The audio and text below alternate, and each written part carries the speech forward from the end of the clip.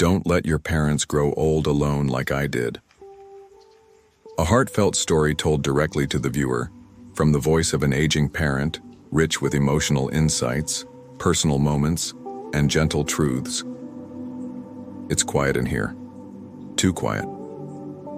Most days I sit by the window and listen to nothing in particular, just the creak of the radiator, the occasional buzz of the hallway light, and the ticking of an old clock that doesn't care whether you're lonely or not. I used to fill rooms with laughter.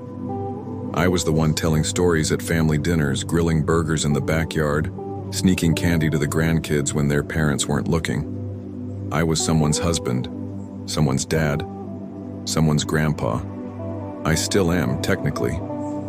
But time has a strange way of pulling people apart, even when no one meant to walk away. Let me be clear. My children are good people. Decent, hardworking, loving. They have lives, families, careers, stress. They didn't forget me, not on purpose. No one ever says, I'm going to stop calling Dad. It just happens. First, the calls get shorter. Then they get postponed. Then it's birthdays, then holidays, and then you start wondering if maybe they just assume you're okay. Maybe you even help them believe that. I moved here to make things easier for them. That's what I told myself. I didn't want to be a burden. I didn't want them rearranging their lives around my aging. I thought this was the responsible choice, the kind, considerate, grown-up thing to do. And they said all the right things. You'll make friends. They have nurses there. You'll have your own space. But I wasn't looking for space. I was looking for home. I didn't want a building. I wanted belonging.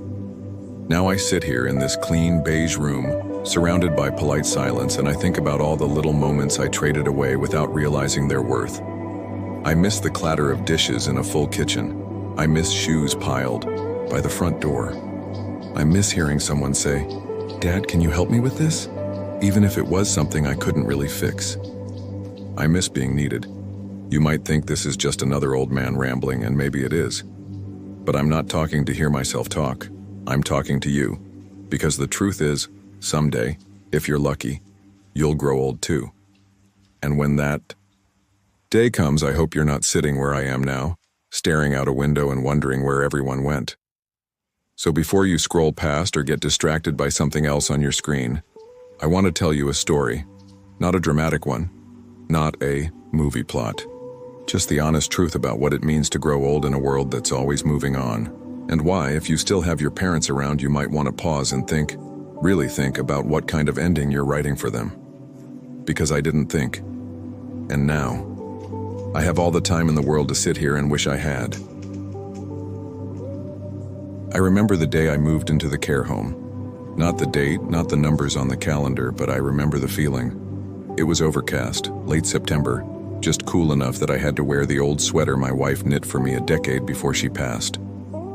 I didn't want anyone to see how nervous I was, so I kept making jokes. That's something you learn as you get older, how to cover fear with a smile. It's not dishonesty, it's survival. My daughter drove me. She was kind, trying her best to keep the conversation light. Dad, you'll have a game room 3 meals a day and no more worries about your meds, she said, like she was pitching a vacation package. I nodded, smiled, said, sounds like I'm living the dream. But inside something felt wrong. Not loud, not dramatic, just a quiet tug like a shirt caught on a nail as you walk away. The staff greeted me kindly. The room was clean, sunlit, smelled faintly of lemon disinfectant and new curtains. Everything was in its place, except me. There was a folded brochure on the dresser titled A New Chapter. I stared at it while my daughter unpacked a few shirts into the small closet. That phrase, a new chapter, kept ringing in my head like someone trying to convince me that this was all part of a bigger, better story. But it didn't feel like a beginning. It felt like I was being shelved. When she left, she hugged me tight. I'll call you tonight, okay? She said. I nodded again. She didn't. Not that night, she forgot. And I didn't remind her. That's what pride does to you. It swallows your loneliness and tells you to smile anyway. The next morning, I woke up to silence. No one shouting, Dad, the toast is burning. No coffee brewing. No dog scratching at the door. Just stillness.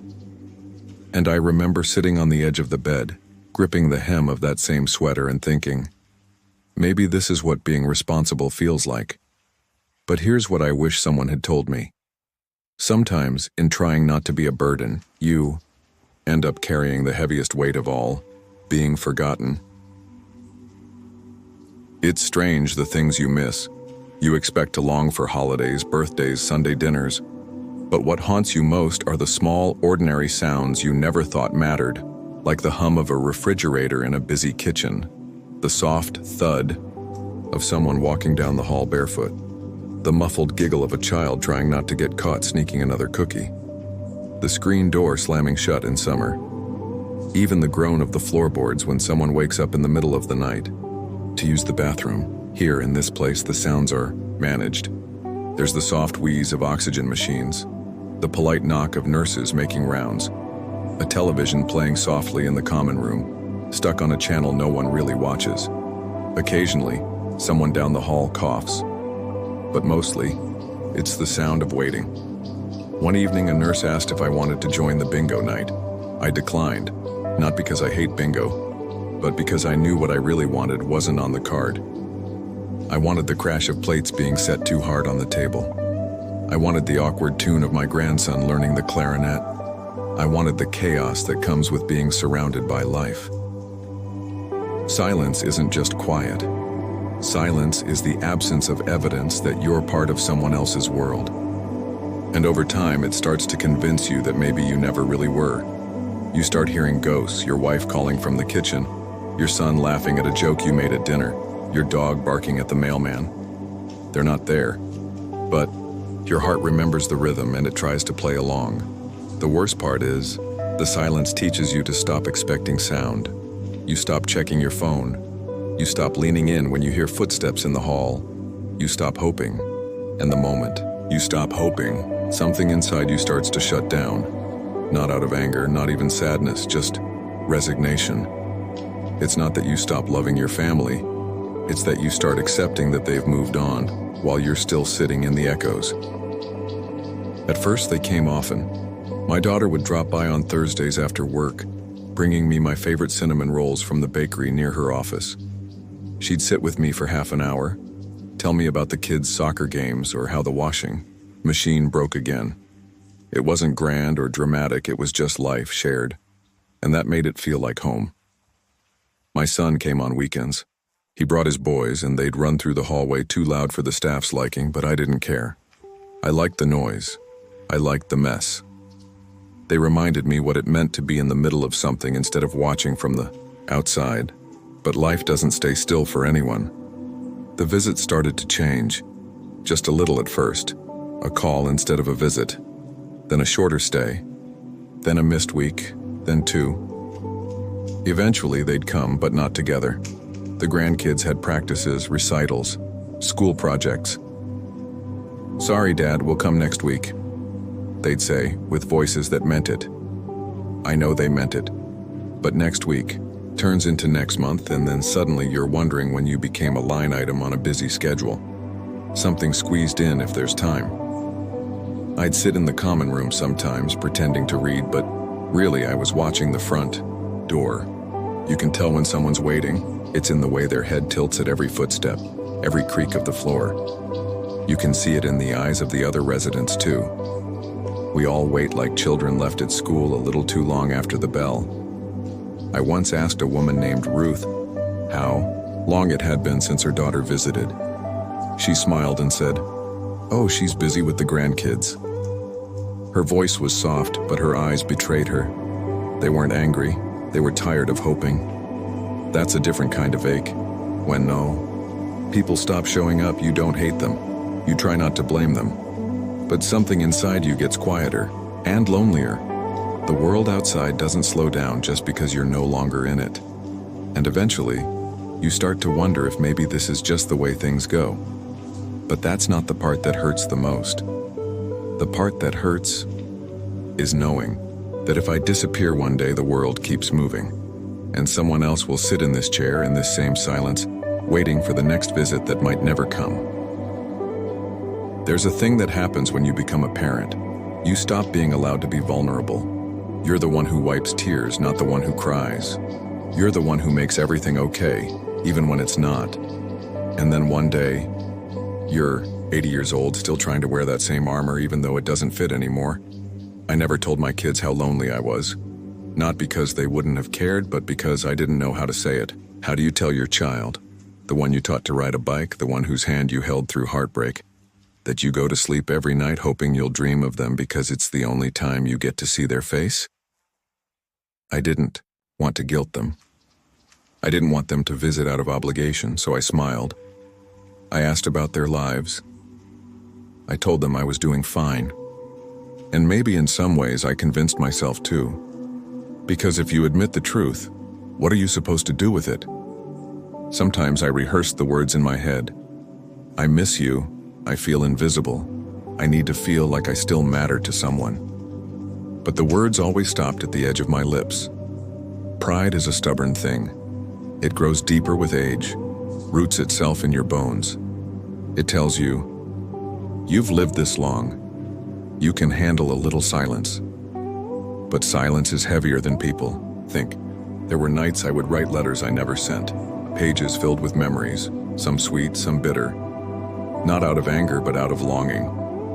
I'd write about the time we all went camping in the rain, or the night my son asked if the stars ever fall down.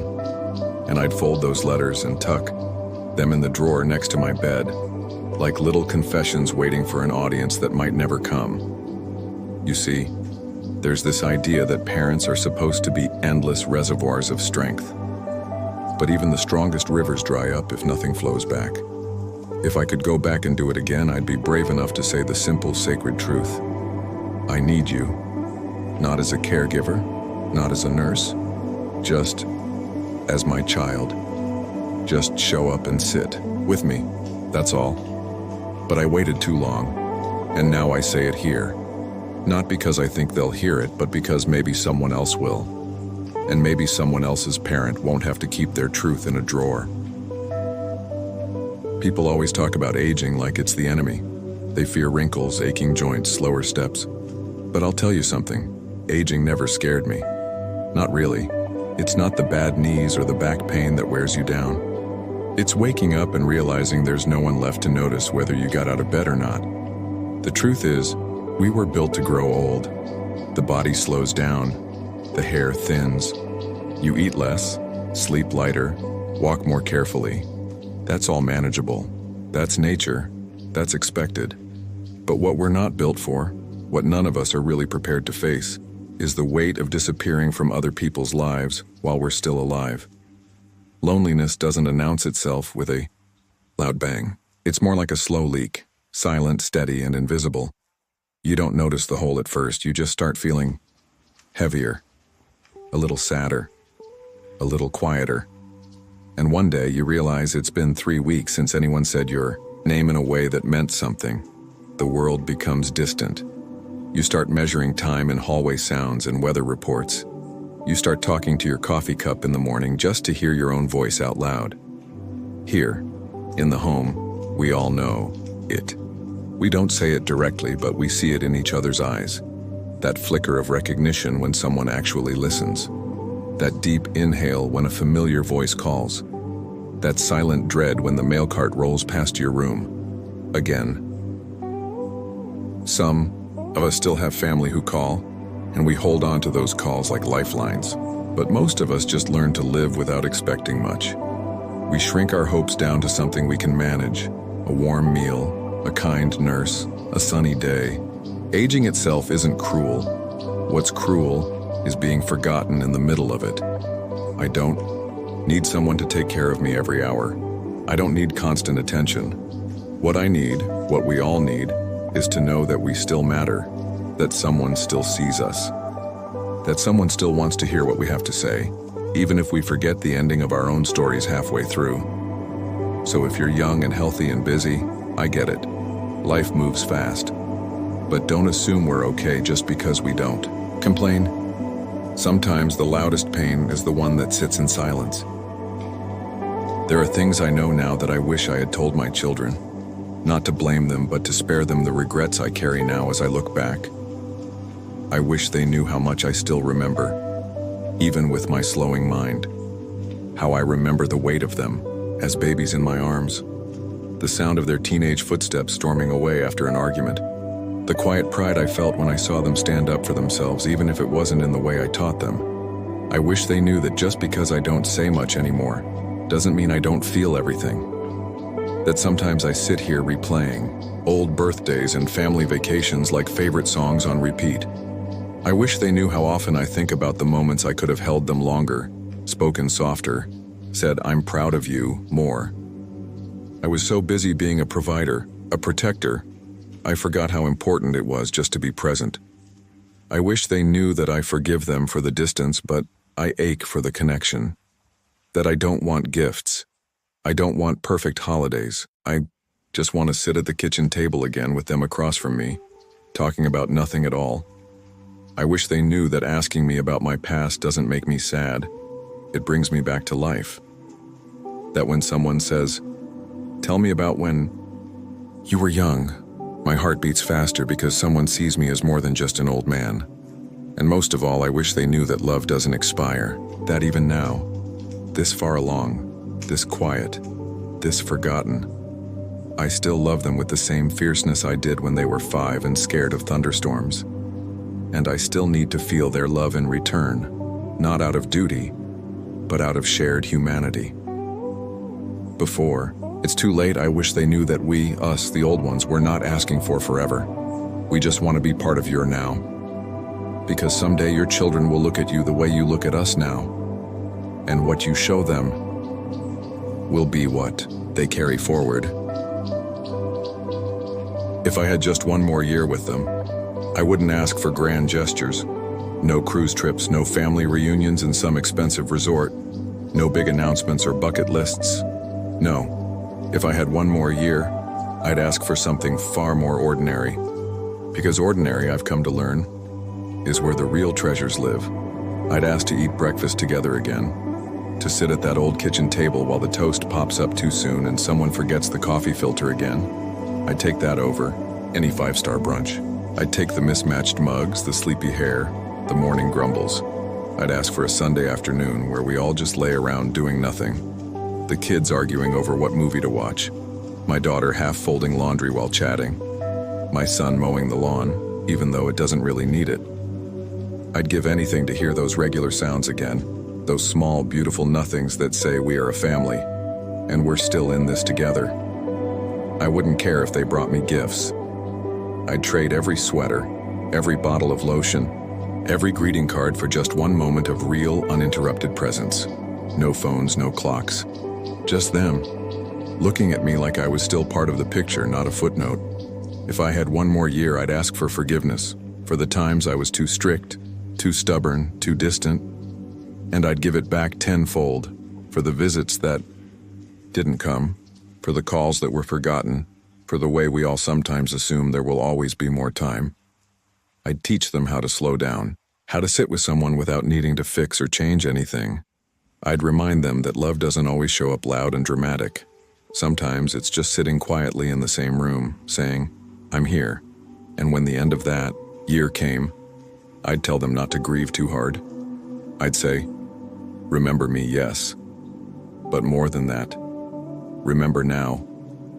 Remember this moment, this connection, and give it to your children, and teach them to give it to theirs. Because this isn't just about me. It's not just about one old man sitting by a window. It's about how we take care of each other when we're no longer useful, when we slow down, when we can't offer the world much anymore but still crave to belong in it. If I had one more year, I'd spend it reminding them I was here and I loved you, and that was enough. I'm not gone yet. I still wake up every morning. I still brush what's left of my hair. I still read the paper, even if I can't remember half of what I read. I still hope that today might be the day someone visits. That today might be the day someone remembers I'm still here. I'm not telling you this to make you feel guilty. That's not what this is about. I'm telling you this because I've lived through what most people don't talk about. And I want better for you, for your parents, for the generations still to come. Someday your mother might start calling a little less. Your father might stop asking for help because he doesn't want to be a bother. They'll tell you, "We're fine, don't worry." And you'll want to believe them, but don't. Look closer. Listen to what they're not saying. Visit them, not just on holidays, but on random Tuesdays. Call them, not just for updates, but just to hear their voice. Ask them questions you think you already know the answers to. Let them tell their stories, even if you've heard them before, because there will come a day when you'd give anything at all, to hear one of those stories just one more time. And when that day comes, you'll either be filled with warmth or with regret. I sit here now, an old man in a quiet room. I don't need pity. I don't need flowers. I don't even need long apologies. I just hope that something in these words found its way into your heart. That maybe you'll pick up the phone. That maybe you'll go home. That maybe, just maybe, you'll change the story before it ends. Because you still can. Don't let your parents grow old alone. Not because I said so, but because one day, you might be sitting where I am now, and you'll understand exactly what I mean.